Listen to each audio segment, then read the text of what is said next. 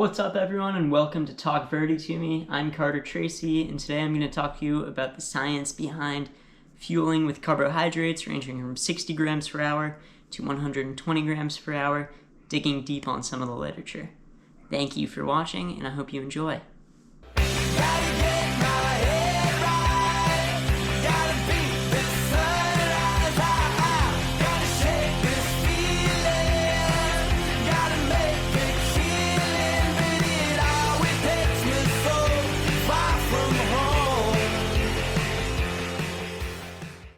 So in order for us to exercise through endurance sports, we need energy, right? Most of that energy comes from ATP, that is seen triphosphate, and most of the time we like to produce ATP using sugars. It comes from glucose, which goes to pyruvate and to acetyl-CoA through the citric acid cycle, and then oxidative phosphorylation to eventually produce ATP that our muscles can use to contract and move our bodies. Carbohydrates are super important for fueling during exercise. Now, I'm sure the carbohydrate everyone's heard of is glucose, made by plants through photosynthesis, and that's the number one ingredient in the glycolysis pathway that we use to produce ATP. Now, in order to actually use this glucose and these carbohydrates to make ATP, we first need to get it, into our mouths, into our intestine, and then from our intestine into our bloodstream.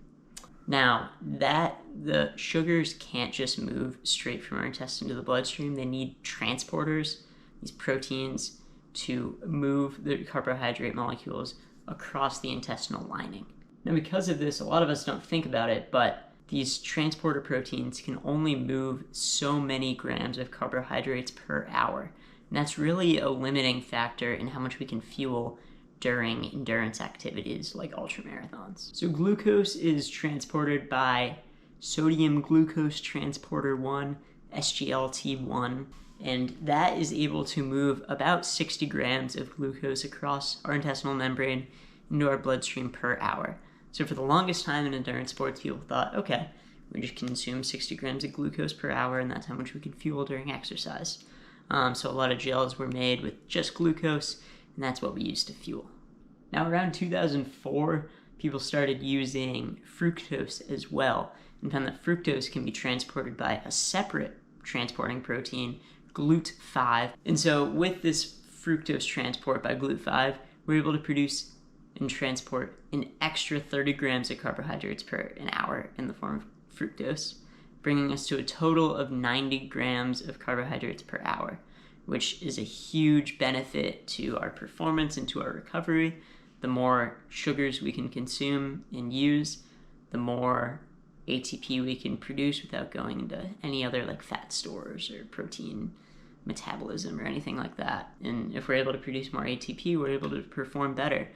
Consuming more carbohydrates per hour in our endurance activities allows us to perform and recover much better. So from 2004 onward, people started making gels that should be 2-to-1 ratio of glucose to fructose, and we can consume then 60 grams of glucose per hour and 30 grams of fructose per hour, which for most people is around 3 gels per hour or 1 gel every 20 minutes. And I'd say that's the most concrete evidence we have of the best way to fuel, at least on the molecular level. However, there's been a lot of research on pushing this further, in flirting with the idea of 120 grams of carbohydrates per hour. And there's a couple of proposed ideas for why this is possible, but there's nothing really concrete. If you've been watching the Tour de France right now, a lot of riders use 120 grams of carbohydrates per hour, and there was this really cool study that looked at mountain marathon running elite men.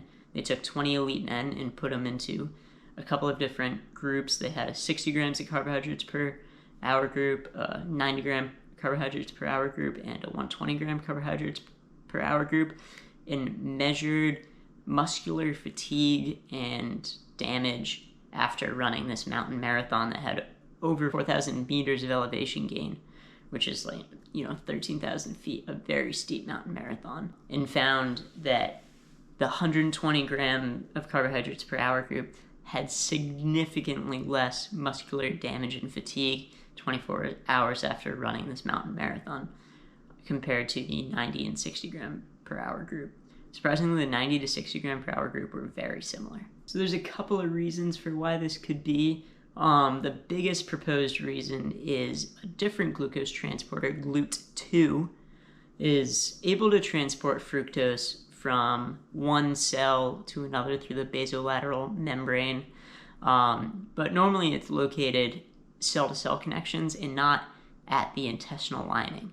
However, some people propose that maybe GLUT2 is being recruited to the intestinal lining and is able to shuttle another 30 grams of carbohydrates per hour across that intestinal membrane, allowing us to consume 60 grams of glucose and 60 grams of fructose per hour for up to 120 grams of carbohydrates per hour. Now, this could be, I think, another explanation, and maybe more likely, is that although we're consuming 120 grams of carbohydrates per hour, that's probably allowing for 90 grams to be transported across the membrane.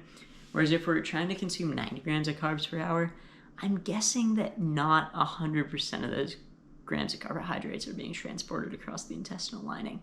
I think some's probably lost and gone through us. And so I think it's most likely that that 120 allows for 90 full grams to be transported across the membrane. But this could be give or take and is super up for debate, and I don't think there's any concrete answer there. However, I do think that we can agree consuming more carbs is better, up to that 120 grams per hour. And it's kind of whatever your stomach can handle, obviously, when running in ultramarathons. Everyone's notorious for bonking or vomiting from trying to eat too much. But I think that if you're able to really consume that 120 grams of carbohydrates per hour in a breakdown that uses both glucose and fructose, that'll greatly improve your performance and, more importantly, your recovery. So because of this glucose and fructose usability, I think it's also important to look for gels that use both glucose and fructose. Some of the older or cheaper gels don't really do this well. Like Hammer Gel, which used to be a big thing, is all glucose because it was made around the time when people thought you could only consume glucose. The Cliff gels and the Goo gels, which I think are probably the most popular, I use the Cliff a lot. Those have a 4-to-1 glucose to fructose breakdown. So if you're looking at how many grams per hour you could consume, it's probably like 75 grams of carbs per hour with that kind of breakdown. So that's usually 3 gels for those.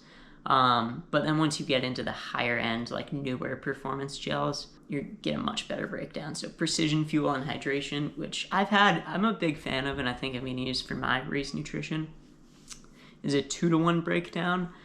So great if you want to consume that 90 grams of carbs per hour. And then Morton, which is a huge one, it was made for Eliud Kipchoge for his breaking 2-hour marathons. That has a 1.2-to-1 glucose to fructose breakdown. So if you're under the belief that that GLUT2 transporter is allowing for 60 grams of fructose to be transported and you can have even glucose and fructose, Morton's perfect. And with that, you can consume up to 120 grams per hour and theoretically transport all of that, which is great. And so with that, you're able to get like 4, maybe even 5 gels. So I'm really fascinated by this, but I don't have the financial means to buy enough gels to consume like 4 an hour on all of my runs. I use the Cliff gels a lot in training because they're cheap. In races, I'll use some of the higher end ones like Precision Fuel and Hydration. But I thought I would try on a 10-mile run to, just eat as many carbs as I can. I decided on 1 gel every 15 minutes, so 4 gels an hour of these Cliff gels, which is 25 grams of carbs each, so 100 grams of carbohydrates per hour. But these are the 4-to-1 breakdowns, so I'm not really transporting all of that, that's for sure. But it was still really interesting to try it out. And I'm going to cut to the footage of that run now, and you can kind of see how that went. All right, out here for a 10-mile long run on the rail trail, practicing extreme fueling, 120 grams of carbs per hour, gel every 15 minutes.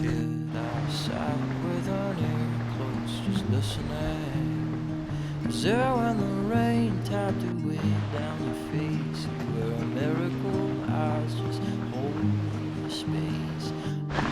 15 minutes in, gel number 1.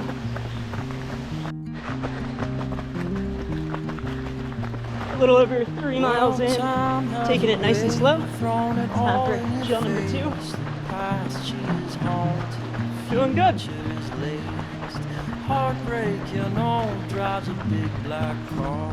I swear I was in the backseat, just minding my own. Alright, 4.6 miles in, like 9:30 pace, nice and easy. 45 minutes, so it's time for gel number 3. Glass, the corn crows come like rain. They won't stay for too long now. This could be all that we know of love and all. Well, you were a dancer. Just got to the turnaround point, 5 miles in. Song in my head. Now it's time to go back at 10 on the day. Hope was a letter I never Gel number 4. did send. Well, love 6 1/4 in. I gotta say the gels are going down quicker than I thought. Yeah, already 400 calories in my hour. Got in 100 grams of carbs, so not quite the 120, but these gels aren't made up for 120. Watch them go round and round. All we knew of home was just It's time for me to take my last gel, level number 5. Just finished the 10 miles, which I'm happy about. Had to walk a little bit at the end because the IT band started to tighten up, but overall that's a huge step forward, 10 miles on mostly running.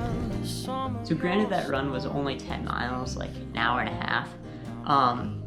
I was surprised how well I was able to get down 4 gels per hour. I usually do 2 gels per hour in races, and then in ultramarathons, I also like consume other food, like, you know, drink some Gatorade or something, maybe eat like a granola bar or something like that. But yeah, I was able to fully get down those 4 gels per hour, which was great. I had 5 gels total. I gotta say, I did feel pretty good the rest of the day, considering I'm coming back from an IT band injury and haven't run 10 miles since my marathon, like full out running 10 miles.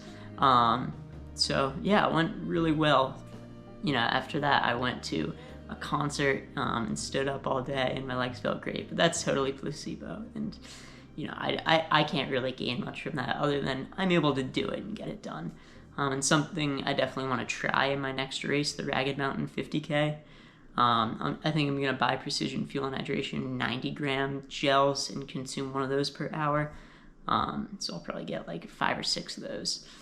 So I hope you enjoyed this deep dive into running nutrition a little bit more.